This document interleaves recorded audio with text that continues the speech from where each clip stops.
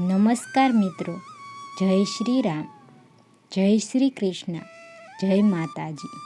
સારો સમય આવે તે પહેલાં આ સંકેતો જોવા મળે છે એ જાણીએ તે પહેલાં આ વિડીયોને લાઈક, શેર કરજો અને ચેનલને સબસ્ક્રાઈબ કરી દેજો.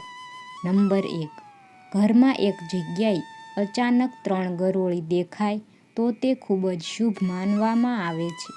તે મહાલક્ષ્મીજીના આગમનની નિશાની છે. એવું પણ કહેવાય છે કે જો ગરોળી એકબીજાનો પીછો કરતી જોવા મળે તો તે ઘરની પ્રગતિનો સંકેત છે. દિવાળીના દિવસે તુલસીના છોડમાં ગરોળી જોવી ખૂબ જ શુભ માનવામાં આવે છે. આ અપાર ધન પ્રાપ્તિનો સંકેત છે.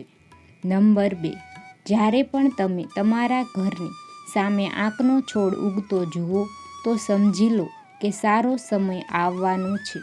આ સંકેત ખૂબ જ શુભ માનવામાં આવે છે.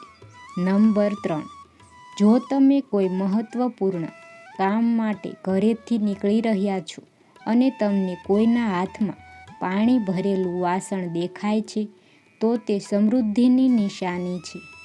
નંબર 4, જો તમે સવારે ઘરની બહાર નીકળતાની સાથે જ કોઈ વ્યક્તિ કચરો સાફ કરતા જુઓ છો અને આ ઘણા દિવસો સુધી ચાલુ રહે છે તો સમજવું કે તમે જલ્દી જ અમીર બનવાના છો. નંબર 5, જો તમે કોઈ મહત્વપૂર્ણ પ્રવાસ પર જઈ રહ્યા છો અને ઘરેથી નીકળતા જ તમને યાદ આવે છે કે તમે કેટલીક વસ્તુઓ ભૂલી રહ્યા છો તો તે ખરાબ સમયને ટાળવાનો સંકેત માનવામાં આવે છે.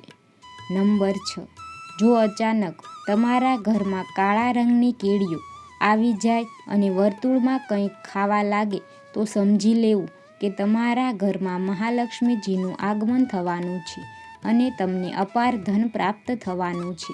આવી સ્થિતિમાં તે કીડીઓને નમસ્કાર કરો અને તેમને ખાંડ મિશ્રિત લોટ ખવડાવો.